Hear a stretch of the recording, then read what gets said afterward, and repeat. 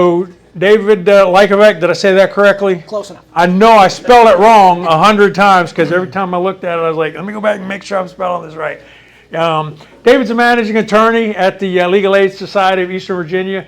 If you, I don't want to tell you, I'm gonna throw this in there. The mission is to promote equal application of justice, make sure that landlords are not screwing over their tenants, especially the low-income tenants, which are the ones that are most at risk of getting screwed over by landlords.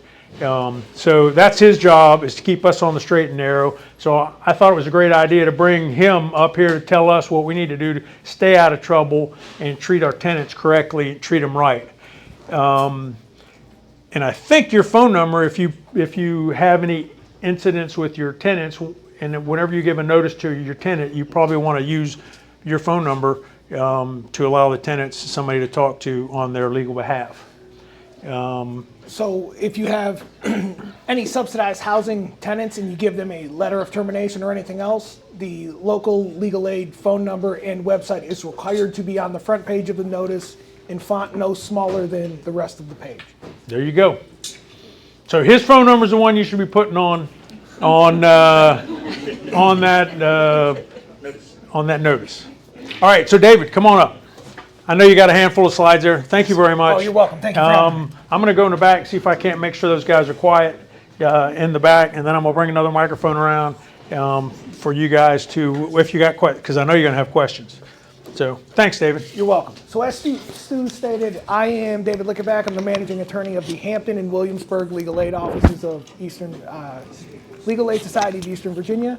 My office covers Hampton, Newport News, Williamsburg, York, Poquoson, Gloucester, Middlesex, Matthews. And then we also have an office in Norfolk that covers that side of the water. We have an office out on the Eastern Shore that does those cases as well. So just start out, anyone know any great lawyer jokes? No? So why I always bring that up is some of those lawyer jokes are not only good, but they're right. You will have good and bad in all facets of life. There are good attorneys, there are bad attorneys. Not saying anyone in this room, there are good landlords and there are bad landlords. Actually, I listened to everyone state their name. I did not recognize anyone by name as someone that I've had. Hey, David, real quick, let me give this to you because I think this one's going to work a little better. They're having a hard time hearing you in the back. Got it? And then okay, I can hear this one we're going to drop in your pocket. Okay. So like I said, there are good landlords, there are bad landlords. I don't know if you guys have followed recently, there was a landlord who had multiple properties in both Hampton and Newport News, and just 2 weeks ago he was sentenced to 17 years in federal prison. That is a landlord that my office had hundreds of cases with over the years. We assisted the FBI and the federal government in that investigation against that landlord, and a number of the people that brought the petitions were our clients that we had gotten protective orders against, as well as fair housing violations and other things. So there are good and bad landlords.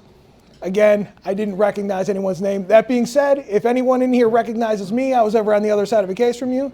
I like to think that I'm the good guy and that I helped the little guy in court. I apologize if I was rude to anybody in court. Fight for my client. I am not a rude person. That being said, we're going to go to the next slide. So the governing law for all tenancies in Virginia will fall under 55.1, Chapter 12, that's the Virginia Residential Landlord Tenant Act, or 55.1, Chapter 13, the Manufactured Home Lot Act. Now, if you do have subsidized housing, next slide, if you do have subsidized housing, that will fall under not only those two laws that I just stated, but there are also federal laws that govern subsidized housing as well. Next slide. You can skip to the next one. So dealing with the tenant's rights, everyone in here should know this form. This is a tenant's rights and responsibility form. This is available at dhcd.virginia.gov. This has to be given to every single tenant that you have. It outlines the tenant's rights, the landlord's obligations, and the tenant's obligations as it pertains to that lease. This is 1, 2, 3, 4, 5, skip ahead. The next 6 are just this form. Again, this has to be presented on here. There's the landlord's signature, printed name, and the date that you provided it to your tenant. Your tenant does not have a legal obligation to sign this. They should, but as long as you can prove to the court that you provided this to them and provide the date that you gave it to them, you can mark the box that they did not sign or acknowledge the receipt, but that you gave it to them. If you try to file an unlawful detainer or another act against one of your tenants and you have not given them this paper, your case should be thrown out. You'll have to start all over again. Skip to the next one, and the next one. So this is, again, outlined on that landlord's tenants and responsibilities. These are all of your legal obligations to the landlord. Some of them I like to think are a little bit more important than others, mainly 55.1.12.20. That is the landlord's obligation to maintain a fit premises. This is the one that will get a lot of landlords in trouble. Skip to the next page. So this is that statute, 55.1.12.20, maintain a fit premises. If you will look under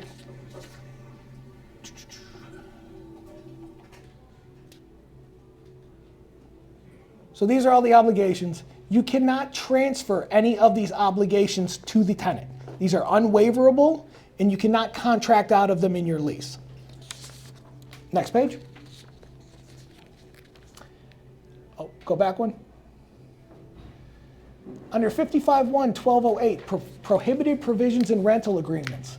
Again, number 1 states that you cannot waive or forgo any of the rights in this chapter. That was the previous one where I said that you cannot waive any of those landlord obligations such as plumbing, maintenance, anything else. You cannot say that it is their responsibility. You cannot say, based on this agreement, you cannot waive those. If you do try to waive any of those, the very last one, subsection B, any provision that is prohibited in this agreement, if you bring an action against your tenant for the recovery or because of a breach based on one of those unlawful provisions that you had, your tenant can recover actual damages against you and attorney's fees.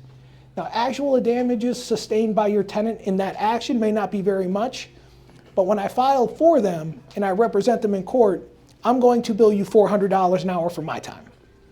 And that means when I drafted it, when I drove the court, sitting in court waiting for the case to be called, it's typically going to be somewhere around 6 to 7 hours that I'm billing for reasonable attorney's fees because you tried to move for an action against my client on an unlawful provision. Next. I'll go back one. So these are the common landlord-tenant legal disputes. There's a non-payment of rent, there's conduct issues, there's housing conditions, unlawful exclusions, and a reasonable accommodation request. So I'm trying to go through these rather fast so that we have time for questions and everything. If anyone has a question that comes up during the presentation, just go ahead and state it so that I can address it at the time in case we do run out of time towards the end. So non-payment of rent, if you're filing an unlawful detainer for non-payment of rent, that starts with the 5-day pay or quit notice. You have to wait for the expiration of that time before you can actually file if they have not come to a zero balance. Once you go in, if you're able to get a judgment, if you have a federally subsidized loan on the property, you still fall under I just blanked on the name of it. It came out during the pandemic, but it was the law that states that you have to wait 30 days before you can actually evict. So we always argue that you have to wait 30 days before you can file. Some judges have ruled in that way. Some judges say you can get the judgment, you just can't evict for 30 days. And that's only if you, yes? The tenant's rights and responsibilities. If you're buying properties already have tenants, can we just mail it? What would you recommend us do when we the tenant? It's not going to come with at least the current landlord never has. So I would make sure that you can just prove that you've provided it to them, whether that's through sending it through certified mail, return receipt requested so that you can prove that they've received a copy. Or you can give it to them whenever you give them a notice, 5-day pay or quit or something else. You can take the picture where you've posted the notice and post that along with it. My suggestion is always have it. Get it as soon as you can from the tenant. If you have them re-sign a lease on a yearly basis, you don't have to have them re-sign this, but you can. Anytime you give them an unlawful detainer, I put that document in with it, just to make sure that I have it. That's how I do it. So non-payment of rent, this is something that came up in a conversation that I had earlier tonight. If you're able to get a judgment for non-payment of rent, anytime before the non-payment of rent, they can come to a zero balance. They're at a zero balance as of the court date, you have to dismiss the case. It becomes a moot point. That carries over after the judgment is entered. So if you get a judgment for non-payment of rent, as you're aware, you have to wait 10 days even if you get immediate judgment because that's the appeal period. So you have to wait the 10 days and then you can request the writ. The writ is a document that goes from the clerk's office to the sheriff's office. The sheriff has to go out and serve the tenant with that notice. Once they serve the tenant, there is a statutory minimum of 72 hours or 3 days before they can come back and change the locks. At any point up to 48 hours before that actual lockout, if your tenant comes to a complete zero balance, that is called the right of redemption and it cancels the enforcement of the eviction. You have no say in it. You can want them out, you cannot want them as a tenant anymore. Here's where it gets a little unclear based on how many properties you own. If you own 4 or less properties, then they can only use that right of redemption once every 12 months. If you own more than 4 properties, they have an unlimited number of rights of redemptions that they can use as long as they come to a zero balance. Another thing is, if they come to a zero balance and you still evict them after knowing that they've made that payment, they can turn around and file against you for an unlawful exclusion, and you will be held liable for 4 months of rent or $5,000, whichever is more in statutory damages as well as actual damages. Is there a question?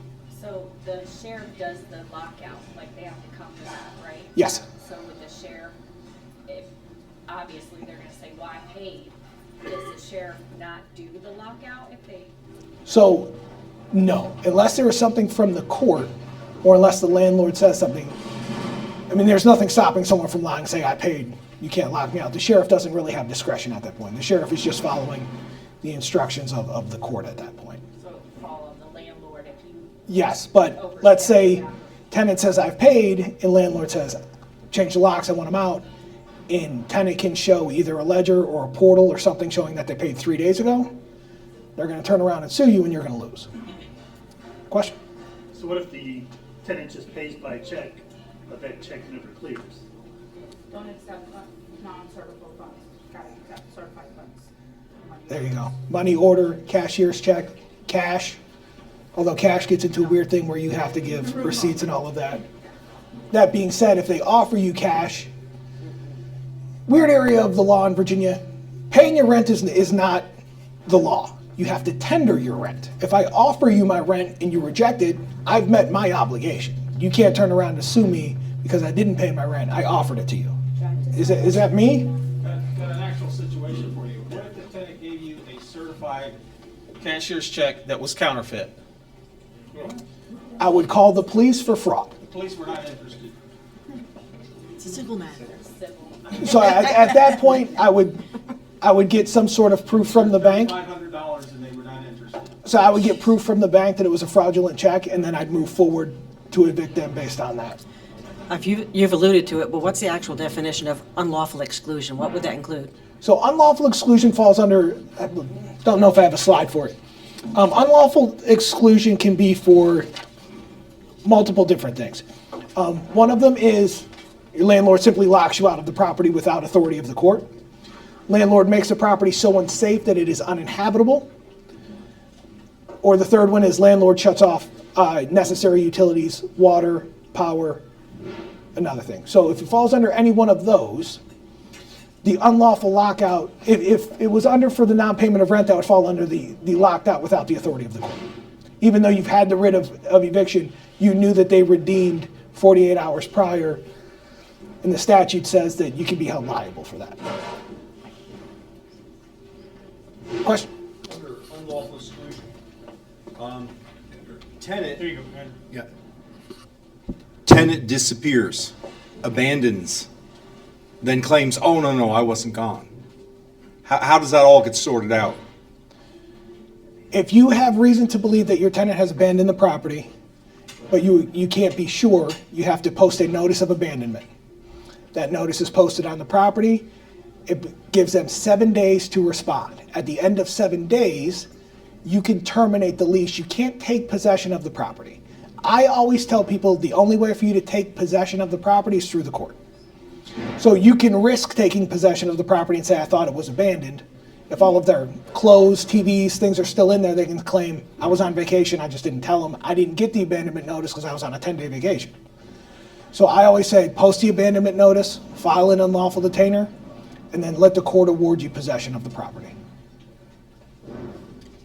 Okay, and if it's in your lease terms that, let's say 7 days, property's unoccupied. So it's in a statute that it's 7 days. Right. But if it's in your lease, if it's in your lease and they're gone for 7 days, and it's in your lease saying it's presumed abandoned, and they sign for it.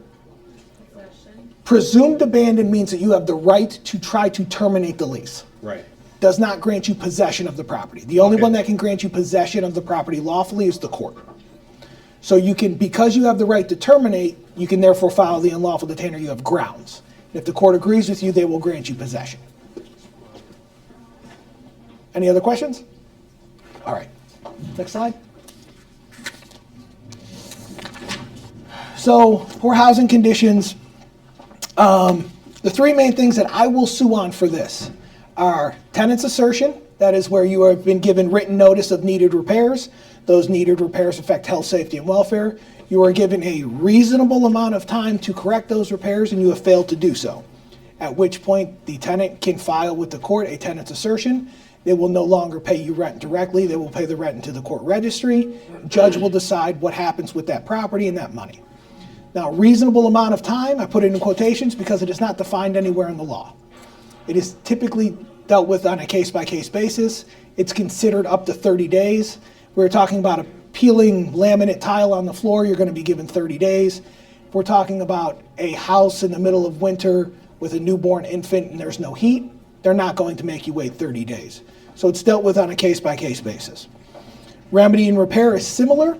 So for a tenant's assertion, there's other conditions. One, the tenant has to be current on the rent when they file, meaning that they can't owe you money. That being said, if they are 1 month behind on the rent and when they file, they pay that 1 month as well as the current month into the registry, it's arguable that they are then current at that time, and all of that money the judge will decide at the trial what happens with that money.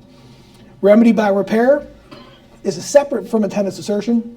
What this is if you give written notice to your landlord of a needed repair that affects health, safety, and welfare, they have to wait 15 days. At the end of 15 days, if you have not attempted to make a repair, they can hire a certified licensed contractor and they can deduct that repair from the amount of rent that they owe up to 1 month's rent or $1,500, whichever is more. They do not have to be current in order to use their remedy by repair, where it's different than a tenant's assertion. This one landlords hate this because typically landlords who own multiple properties have maintenance people that can fix things a lot cheaper than me going to hire a certified contractor to fix something. It will cost them 3 to 4 times what it is, and it gets deducted out of the rent, and landlords get very upset about that, turn around and file an unlawful detainer because they want all of their rent, gets into a big argument. That's what happens there. The Virginia Consumer Protection Act. This is a big one that landlords do not think about. It is one of the biggest tools that I use against landlords all the time. Next page. Yes. So I've heard before that if you ask your landlord to fix something, they don't fix it or aren't fixing it or whatever the case is, that you can not pay them directly, but pay it to a title company. Title holds it in escrow. That's not accurate? No. So it has to go through. So you cannot withhold rent due to conditions in Virginia. You can file a tenant's assertion, where once you file that, you pay your rent as it becomes due within 5 days into the court's registry. And the court holds that money. No other company can hold that money. So the Virginia Consumer Protection Act prohibitions that might apply to housing is misrepresenting the source of goods, misrepresenting affiliation with a supplier, misrepresenting goods or services have certain characteristics or benefits, misrepresenting that goods. All of these things, these I believe these may be available to you afterwards. If not, my email's on here and I can send these out. Next page. So there is this big thing whenever I bring up the Virginia Consumer Protection Act and when I sue landlords for it, that when they finally go hire their attorney, they send me back, sorry, you can't use this. This says that this doesn't apply to the Virginia Residential Landlord Tenant Act, but there is very clearly an exclusion. Go ahead.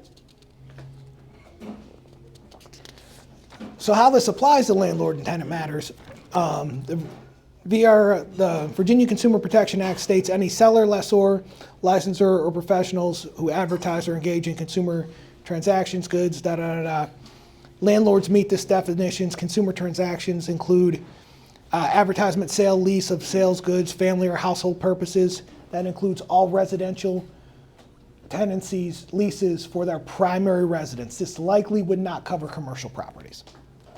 Next.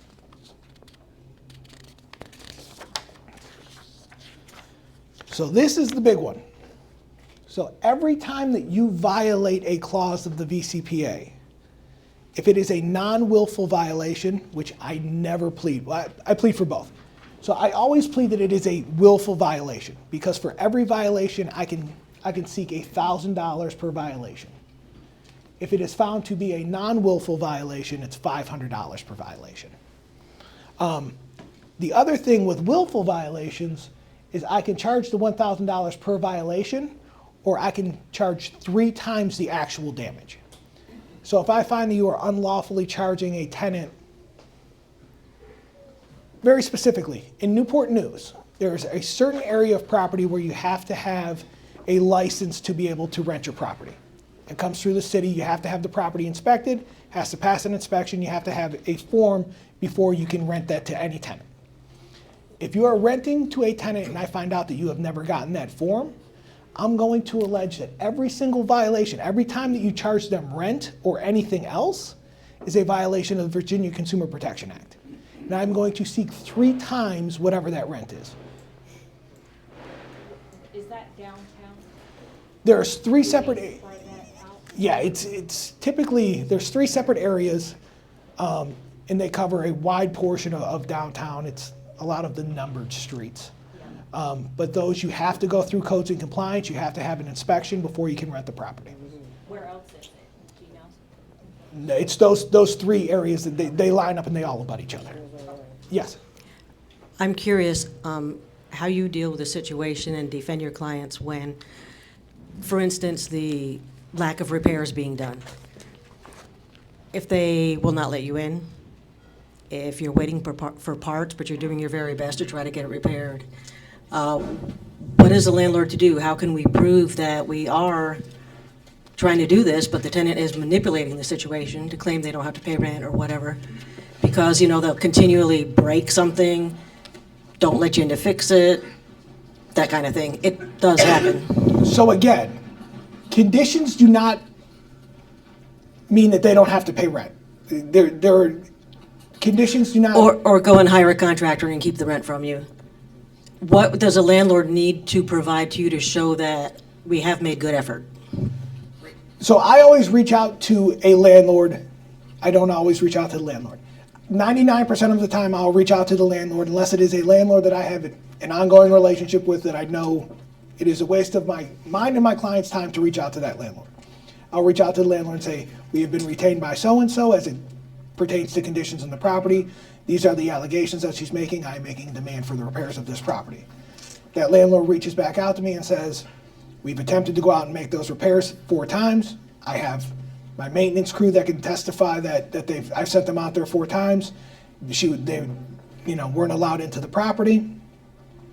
Then I will discuss with my client. I'll say, did you deny them access to the property? And if it's 1 time, yes, they didn't give me any notice. They just showed up at 6 o'clock in the morning. I wasn't dressed. Excusable. If it's 4 separate times, I'll discuss, we don't have a valid claim that I can put before the court because you did not allow them access.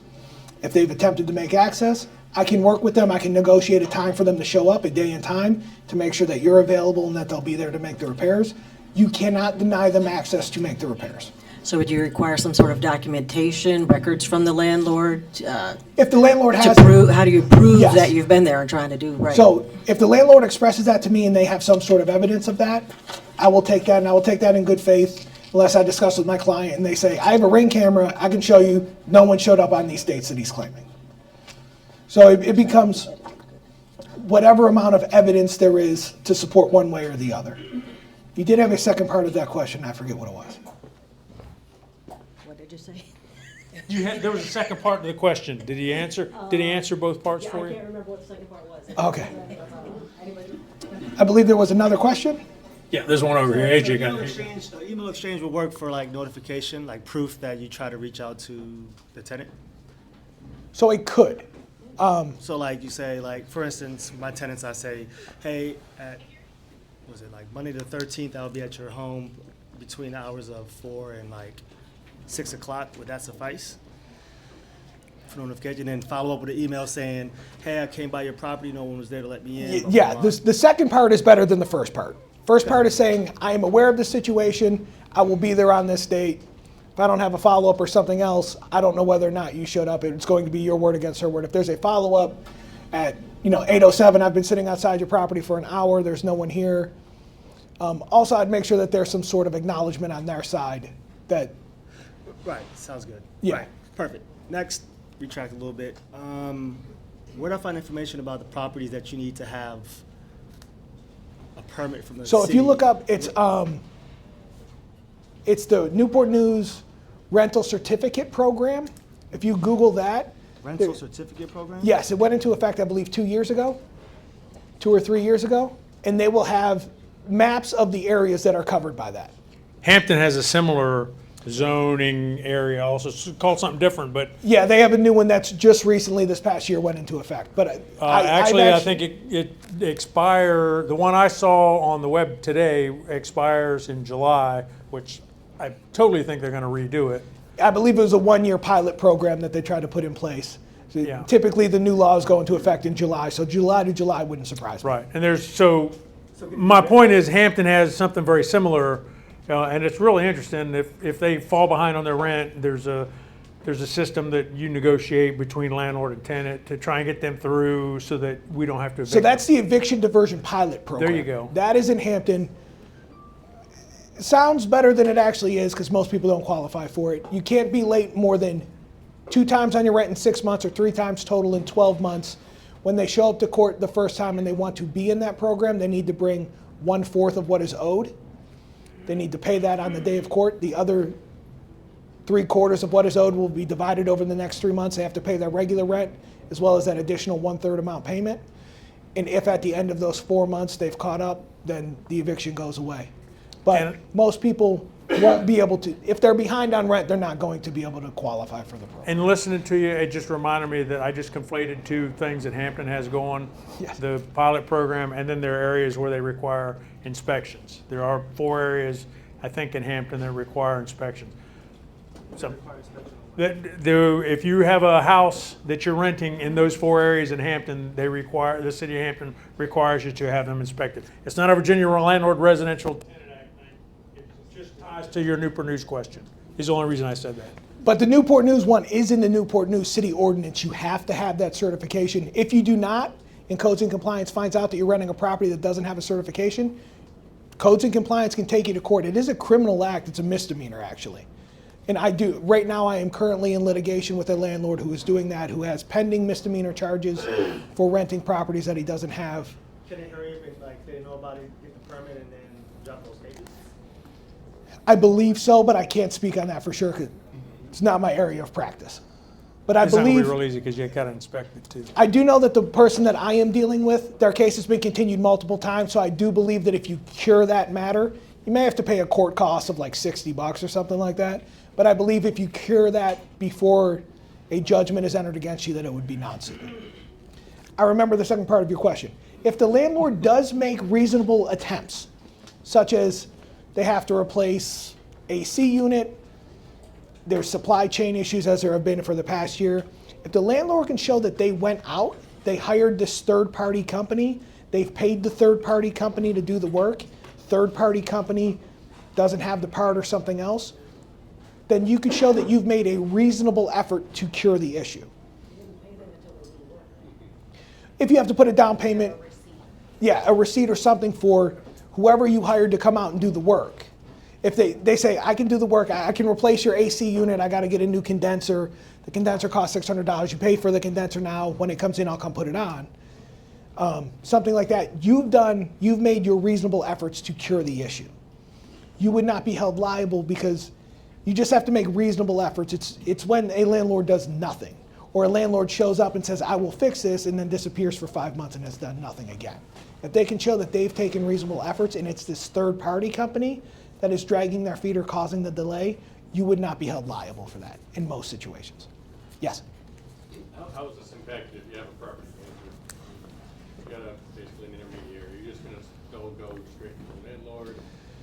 But it seems like it would Not. complicate. Oh, it depends on, if you have a property manager, I usually sue the property management company because that's the one who I'm getting the notices from and things like that. It will be their name that's on the ledger. It will be their name and things like that. So they are the ones who are actually committing this. I could essentially double dip, sue you both, and then try to collect from whoever I think has more money. But ultimately, it's typically the management company because they're the ones that I have the contact information. They're the ones who have signed the lease. You just have an agency agreement with them. We have been part of where the property manager and the ownership group will not approve certain numbers. It's in the PMA saying, you have to get approval for over $1,000 in expenses. The roof is $40,000, it's leaking. They won't approve it. My hands are tied. I don't have money. And then there's certain situations like that where I will sue the property management company because they haven't made it. Property management company interpleads landlord. I couldn't fix it because I had this obligation where I couldn't do anything over $1,000. And then, so essentially, your property manager sues you to bring you into my lawsuit, and then I get a judgment against both of you, and again, it's whoever I can collect from. And again, if I bring this and you're found in violation, I will ask for court costs and attorney's fees as well. Next.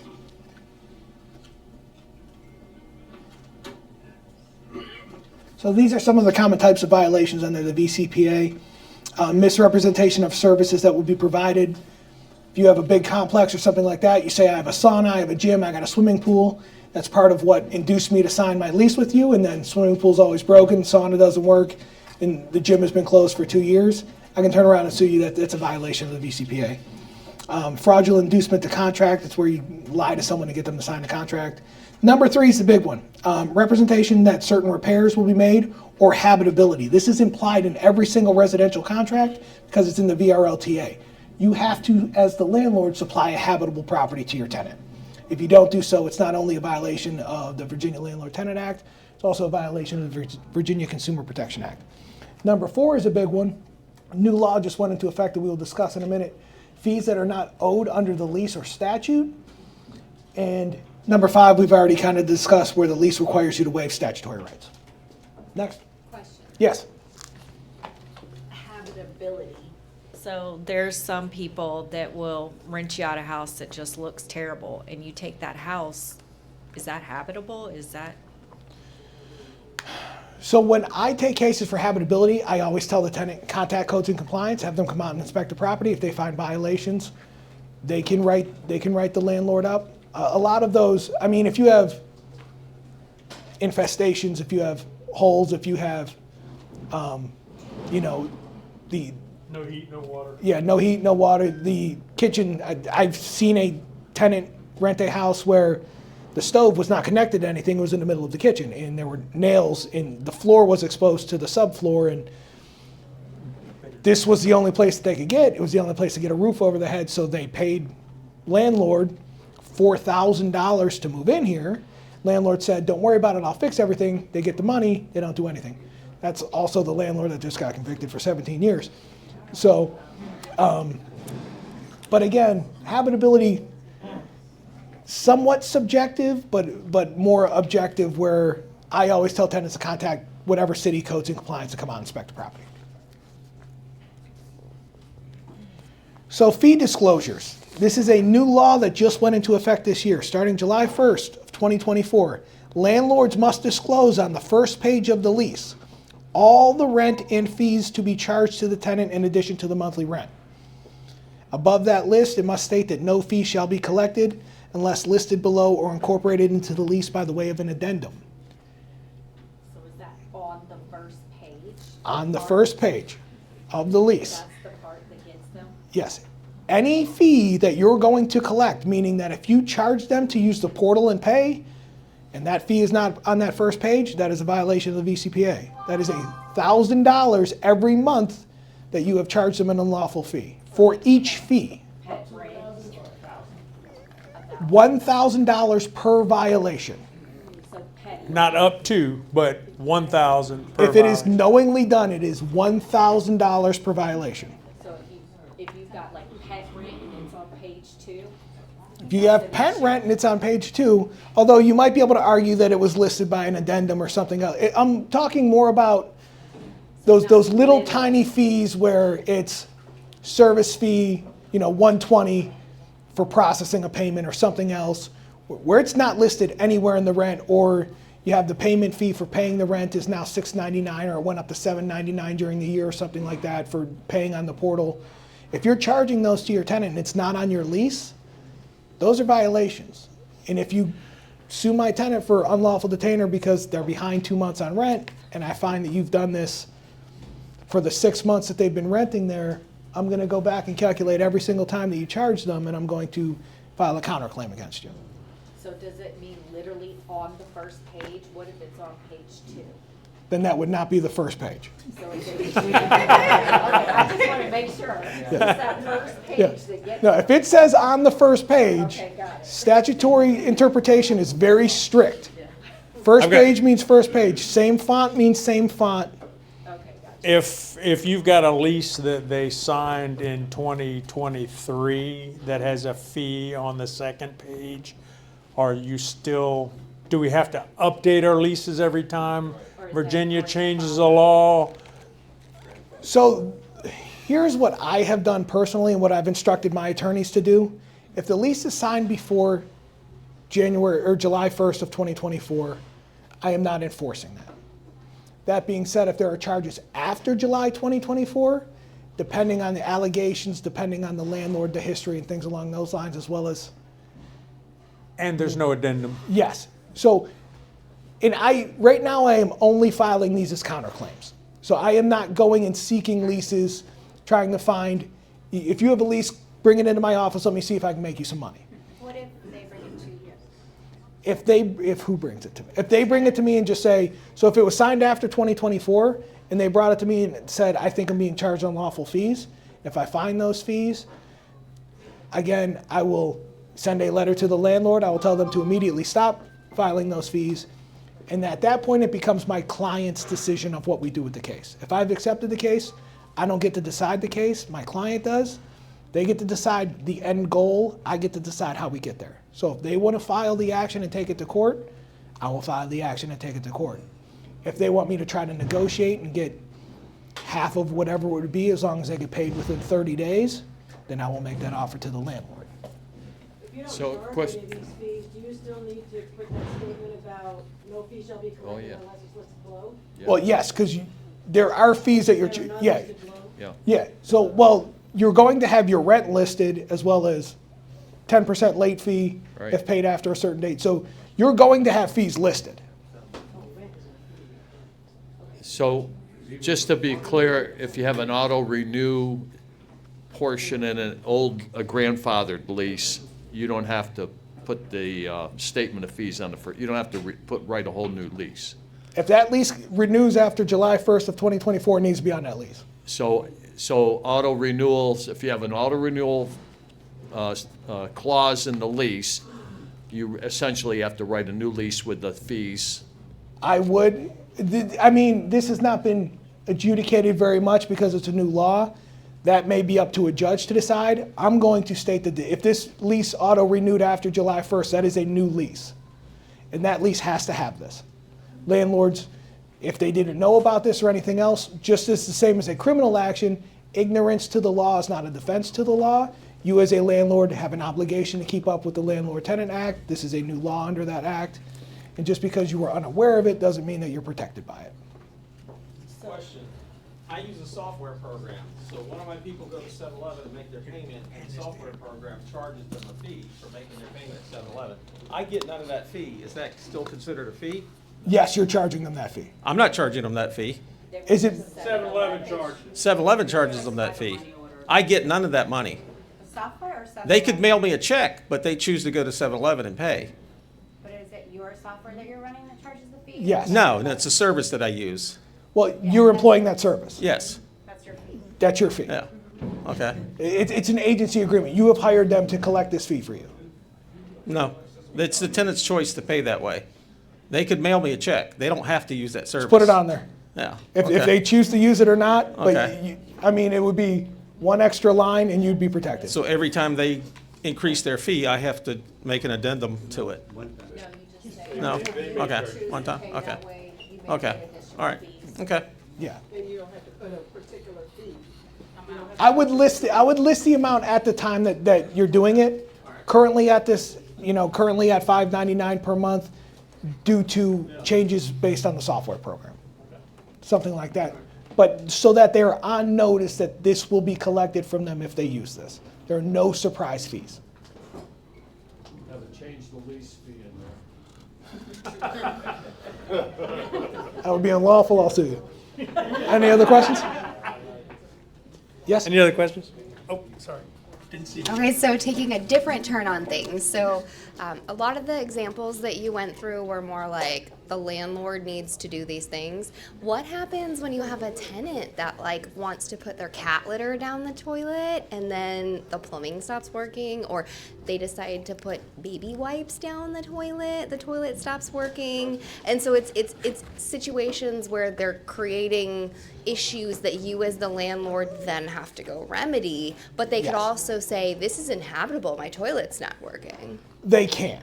So they can bring that up in the beginning. My toilet's not flushing, it's backing up. At that point, plumbing issues are the responsibility of the landlord. Landlord hires a plumber to go out, plumber snakes the drain, finds 8 pounds of kitty litter stuck in the U-tube. At that point, if you can prove that the tenant's negligence or misuse of the property caused the damage, then that is a breach of the lease on their side. Under the tenant's rights and responsibilities, one of the tenant's responsibilities, obligations, is not to misuse the property and not to use negligent acts. So if you can prove that it was their negligence that caused it, even though plumbing is an issue that is a responsibility of the landlord, if it's due to their negligence causing damage, they can be held responsible. So if you document it, and then you send a lease violation notice, 2130, so if it happens again, you are then able to say you're in breach of contract, you keep doing this, you still have to fix it, it's still your responsibility. Yes, you would have to fix it, but you can charge them for it. That being said, if they don't pay that bill and you have to take them to court for it, you better be able to bring in the plumber, someone else to be able to authenticate the bills as well as the work that they've done. So then one other follow-up. Another thing that I know can happen, especially if you've got really good pricing, people are struggling to find places to live, so they don't bring to you their concerns, their issues, and then out of the blue, it's some big, massive thing that you have to deal with. So one of the tenant's obligations is they also have to, and any needed repairs need to be reported to the landlord. And a lot of that can be put in the lease where any leaks need to be reported timely, any maintenance repairs need to be reported timely.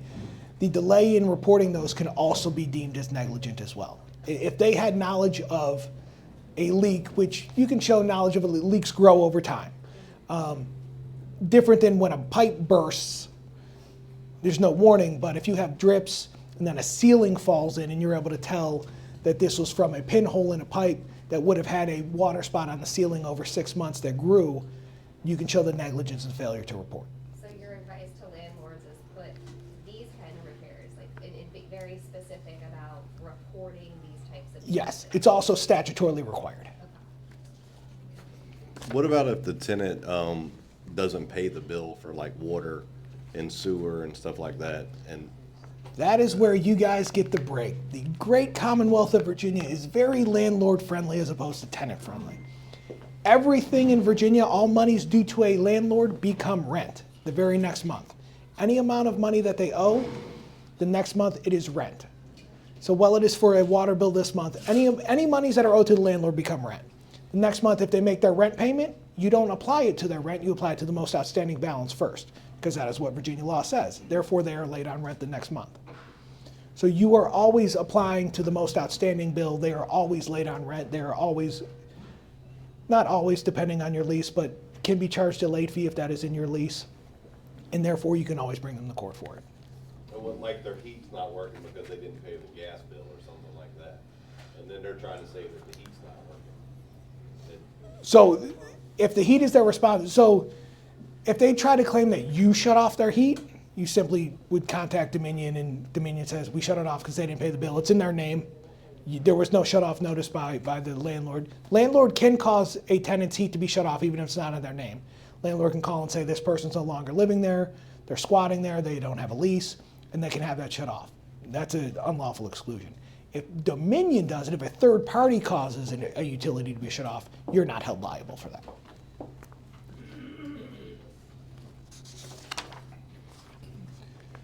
Next slide. We kind of went over this already. 55.11208 explicitly states you can't waive anything. You can't waive any statutory notices or rights. Next, sorry, we're running out of time. So these are some other things that I typically see in by landlords as violations. If you have a liquidated damages clause, you're allowed to have them in very specific situations. They have to be an actual damage. You can't just claim liquidated damages if you're already getting a late fee or something else and then you're charging liquidated damages on top. That's an unlawful clause. You have to allow for the early termination for a domestic violence or sexual assault victim as long as they follow the code and provide you with the proper notice. You can't have an automatic security deposit forfeiture due to a breach. And again, those maintenance fees that are unrelated to repairs. I know a lot of landlords will put in their lease that they have these blanket things. It costs, if I need to replace a blind, it's $75. You take me to court and you're charging me $75 for a blind that's $5. If you can't prove to me where that other $70 went, just because you had it in your lease doesn't make it lawful. It has to be an actual damage. You have to be able to prove that amount. Next, reasonable accommodations request. Real quick, if we skip, the next one kind of just shows the laws that apply to it. The next one, just a definition. After that, disability defined. Skip to next page. So this is the big one. Reasonable accommodation request is made for a client with a disability. You have two options. You will notice neither one of them is no. It's either you must grant the reasonable accommodation request, or two, you must engage in an interactive process to determine if an alternative solution exists. You cannot simply say no to a reasonable accommodation request if it is for a valid disability. Is this for someone that's already a tenant, or is this for an applicant? Because like applicant, it comes along and says, I'm disabled, I need you to put in a ramp. Like you're just an applicant. So, correct. It would not be for an applicant. For any tenant, you have to go through the reasonable accommodation request. If you have an applicant who is disabled and points that out to you and then you do not grant them the home, they're going to say that you discriminated against them due to their disability. What that claim, it might be a myriad of other reasons why you didn't choose them, something else. What they will do with that, they will probably file a fair housing violation with HUD. There might be an investigation. Typically, those are very hard to prove. Discrimination cases are usually pretty clear on their face. Just because someone with a disability didn't get a home doesn't mean it was discrimination. But for anyone that you have that is a tenant and they file a reasonable accommodation request, you have to acknowledge it. You either have to grant it or you have to go through the interactive process. What is a reasonable accommodation? What falls under that? So a reasonable accommodation is basically anything that does not disrupt your normal course of business and does not cost you an exorbitant amounts of money. So if you have someone whose only source of income is disability and their disability check comes second Wednesday of every month, but their rent is due on the 1st, they can reasonably request that you change their rental due date to the 15th, and that doesn't cost you anything, and it doesn't disrupt your actual business of renting properties. You're still renting the property, you're still getting the rent, simply a different date. You cannot simply tell them no because you want it on the 1st, because everyone else pays on the 1st. All your software and everything that you use for late fees and everything else is set for the 6th, because that would then be late. So a reasonable accommodation is basically anything that would make them have the ability to have a regular lifestyle in the home, as long as it does not disrupt your natural business or cost you exorbitant amounts of money. Just to piggyback off the example that you just gave, doesn't that not provide everyone with equal treatment, as fair housing requires that you treat all applicants equally by allowing somebody to change their due date to a different day in the month due to the disability check example that you gave, just to piggyback off of what you were saying? I guess I would get into a battle of what's correct. The Americans with Disability Act state if they are disabled, they're entitled to a reasonable accommodation, again, as long as it does not disrupt business. They're still essentially being treated the same. Everyone is still paying the full amount of rent. She's not asking for a reasonable accommodation to pay half rent. She's just asking for her due date to be different because her money is sent from the United States government. It doesn't come until the second Wednesday of each month. Therefore, it becomes impossible for them to pay on time. They're incurring a late fee every month through no fault of their own. But what if another tenant in the same complex brought that to you, that even though they don't get disability, they don't get paid until that same date that the disability tenant gets paid, and they've asked for the same accommodation and were declined? Right. If they are disabled under the Americans with Disabilities Act and they file a reasonable accommodation, you either have to grant it or go through the interactive process. If they are not disabled, do not meet that criteria under the Americans with Disabilities Act, you do not have to grant it. That would be at your discretion. Any other? Oh, yes. Can you explain a little bit more about what number 2 means, engage in an interactive? Yes. So the interactive process is, if you do not want to grant their reasonable accommodation request as they've presented it, then you can go through an interactive process where you try to determine if there is a different alternative accommodation that is more reasonable to you and them, that still provides them with the necessity for them to have their use and enjoyment of the property. So if someone is in a wheelchair and they send a reasonable accommodation request for, well, or an elevator, or they're asking for, a glass tile shower that door opens fully. You can say, we'll give you handlebars or something else that gives them the same access, but is either cheaper or is a more reasonable accommodation than what they're requesting. You can give them a ramp instead of an elevator. Does that fall under exorbitant, like cost is? Yes, if it is so cost prohibitive, then you can, that's when you have to get into the interactive process, determine if there's anything. There's nothing that is cost effective to you as the landlord, then you can deny, but that's after going through the entire process. And they may at that point file something, and that's where it would, fair housing complaint, that's where HUD may get involved and try to determine whether or not, the $39 bar handle for the bathtub was not so excessive for the landlord to put in. They could have done that. But putting in an elevator for a 2-story home, ridiculous. Any other questions as it pertains to this? Pets. Reasonable accommodation for the. Yes. There's a pet and there's an emotional support animal. Two different things.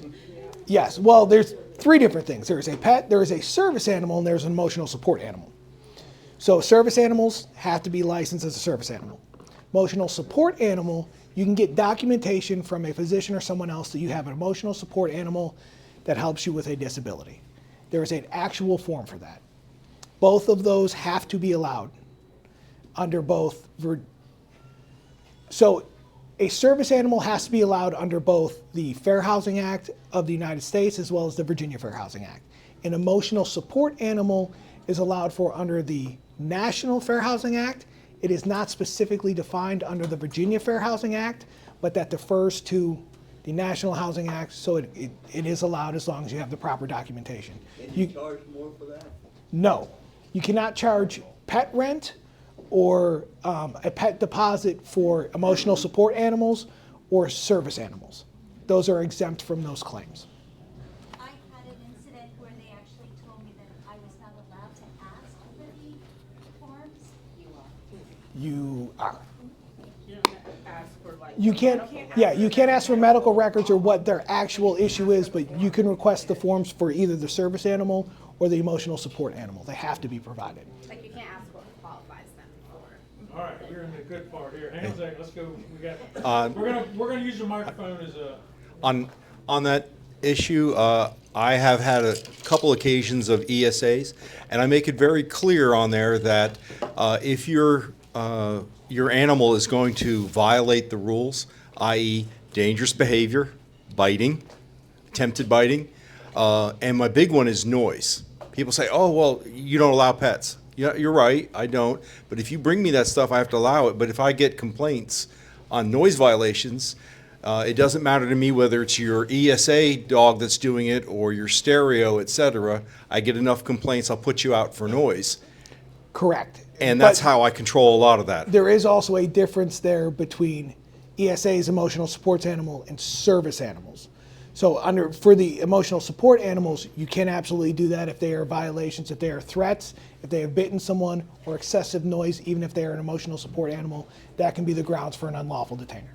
But a service animal is a certified dog that went through training. Yes, that is a medical necessity. Yes. It doesn't help with, emotional support animal helps with emotions support, which is 100% necessary, but a service animal is medically required. Yes. So if their service animal or emotional support animal tears up the property, maybe they bite the walls or something like that, as a landlord, I can require the tenant to pay for that? Absolutely. Okay.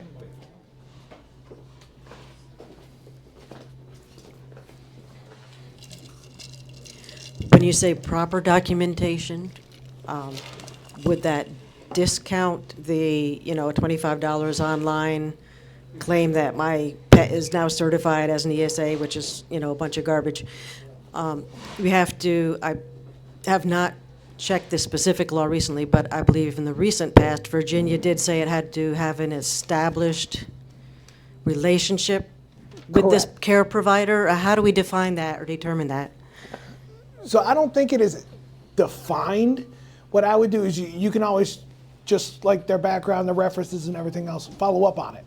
Contact the doctor, find out how long you've been treating them. You can't ask about specific things, but you can find out how long they've been a patient for, things along those lines. And I don't think that it's defined under the code of what established relationship between medical practitioner and tenant is.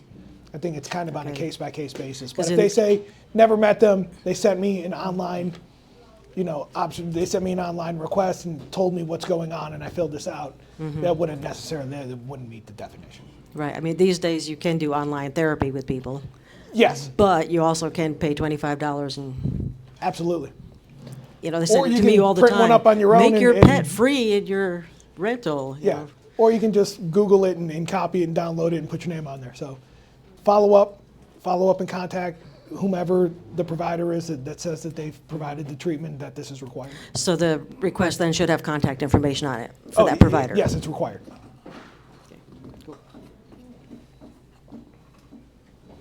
Anyone else?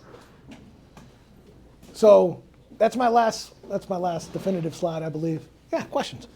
So any questions about anything that we went over or any questions as it pertains to any landlord-tenant situations that I may be able to answer for you?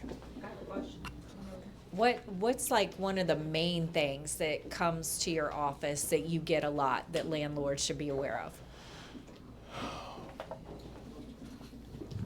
So in this area, one of the big things that we get is mold.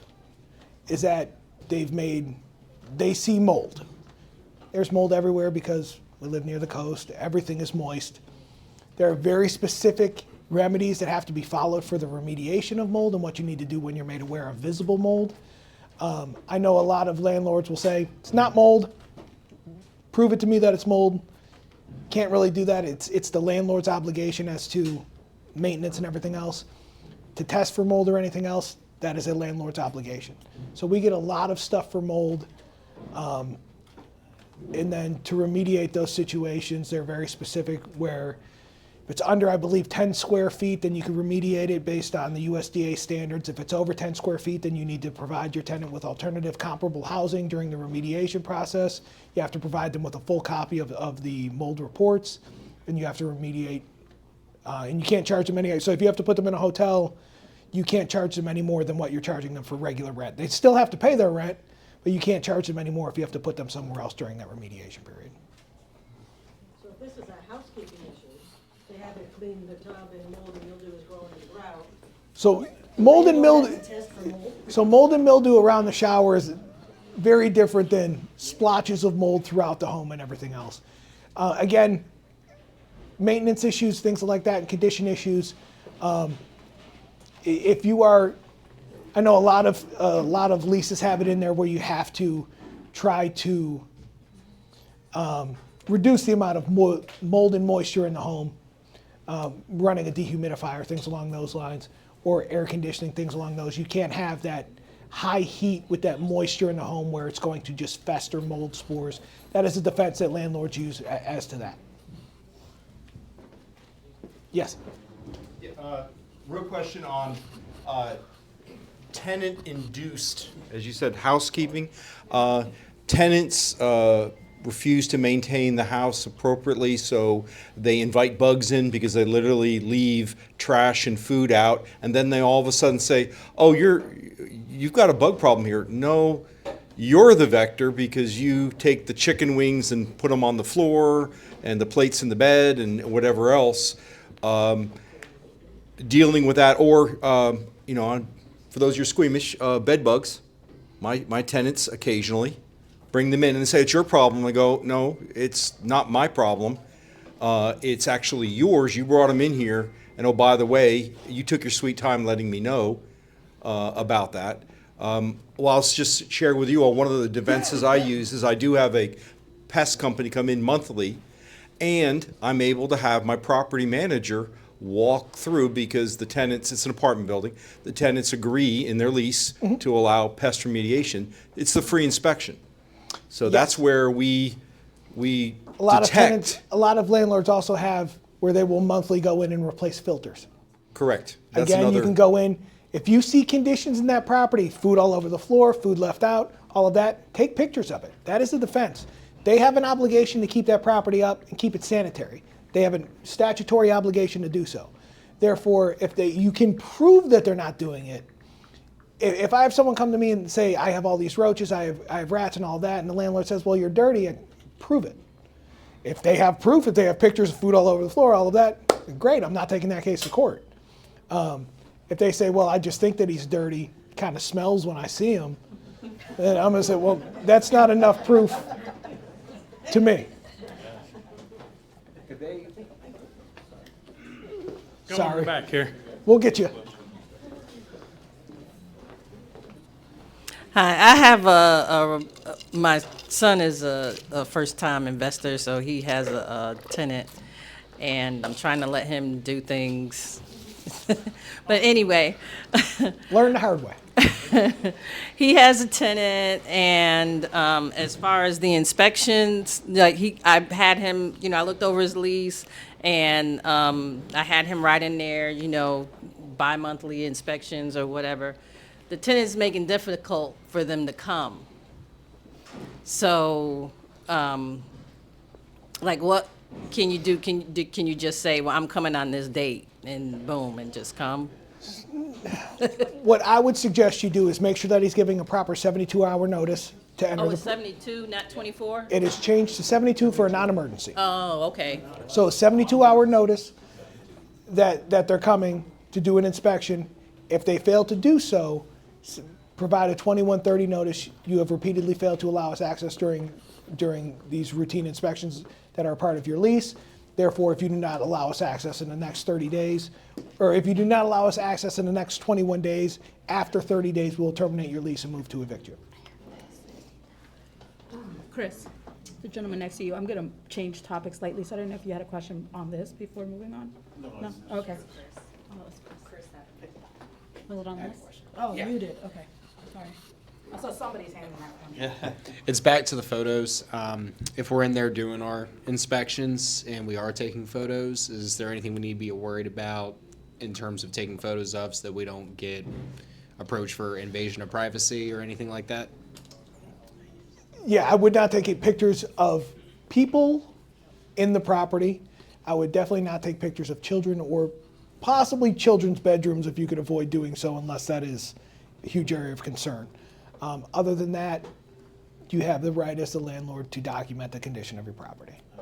They may not like it. Ask them to move. Yeah. I wanted to ask in regards to the mobile park home landlord tenant changes and how that related now to the landlord tenant to the Volta. So if you could just touch base on some of the similarities. I have two investment groups that have 30 units or more lots, and some are owner held and others are just tenants. So the Mobile Home Lot Act, a lot of it overlaps, and there's an actual clause in that states all of these laws of the Virginia Landlord Tenant Act also apply. There are just some differences as to terminating those leases, things along those lines. If it is the mobile home lot or someone, if it is the mobile home lot that sells the property to the actual tenant, you cannot evict them or end that lease. It automatically renews as long as they're paying their rent and everything else. You can't, that lease automatically renews no matter what. Under the Mobile Home Lot Act, you cannot do a lease for less than 12 months. Even if it's contracted for by law, it can't be less than 12 months. There are some other specific rules, notice rules and things along those lines, dealing with mobile homes, such as if they own the mobile home and you do evict them, you're able to evict them off the property. They still own the mobile home lot. They have up to 90 days where they can either sell that mobile home or remove that mobile home. If they sell that to someone, that person does have to qualify for a lease under your lot, but you cannot unreasonably withhold, or you cannot unreasonably not grant them tenancy unless you have a reason to do so. If so, that's tortious interference with them selling their property. A lot of weird individual rules like that apply to that. Do you have a reference that I could go towards if it isn't your office directly in this area that you would suggest? I can't make any references to any individual attorneys. I can only refer to the legal line where you call and you pay like $35 for 30 minutes. Unfortunately, due to our funding and grants, I'm not able to personally recommend anyone. Do you know of an investment group that has somebody, just a reference of some mobile park homeowner who's in court constantly for something? None Might not be the guy you want to be because if I talking see to. them in court all the time, Yeah, that might be a problem anyway? Yes. Yeah. All right. I know some ones you want to stay away from. All right, I'll take it. All right, question. So in the room, we probably have folks that are renting, maybe want to get to buying one day, making that transition. And so as a renter, you're like, hey, I want to own my own house one day. Then as a landlord, you're like, well, I'd like my rents to stay paid. In a situation where you've got renters that are like trying to I don't know, buy a house, or they need a bigger space or something where they're not trying to leave for any unlawful conditions or anything, but they're in a period in their life where they're trying to seek other accommodations. In the state of Virginia, what kind of, protections from breaking leases do renters have and landlords? Like, how long can a landlord continue to enforce a lease if you give say 60-day notice or something that you'd like to vacate? So you can't vacate you can enforce that lease for the lease term. Okay. If you're under a 12-month lease, you do have a landlord does have a duty to mitigate. So if they are in month 2 of a 1-year lease and they either give you a 60-day notice or they just leave the property, you can sue them and you can seek the amount of rents up until you go to court, and you can even sue for further. You can go to court, get a possession order, then set out a final rent and damages hearing. but you have a duty to put that property back on the market. If you find a new renter, you can't get the rent from them and the rent from your tenant. You have a duty to mitigate your damages, but you're entitled to your damages for the entire lease term. And the same for the tenant as well. Landlord can't throw you out halfway through a lease just because they don't want you there. There has to be legal grounds for the unlawful detainer. What kind of tenant rights does someone have that is doing like a rent to own? So there's a section of the law that pertains to those, but a rent to own, you are still a tenant. So you have all the protections of the Virginia Landlord Tenant Act.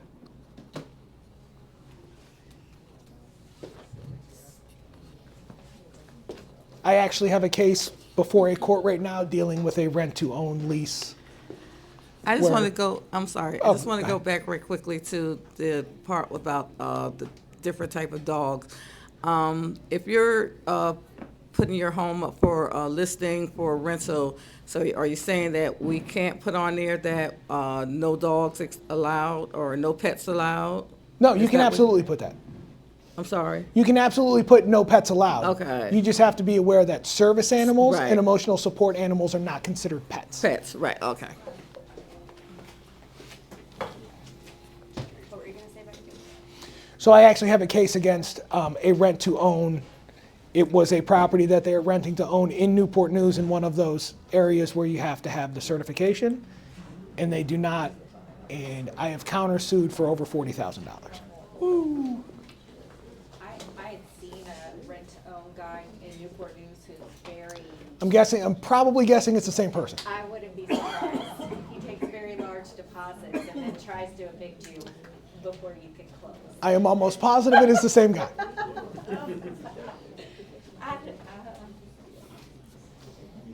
Any other questions? Anybody got anything else?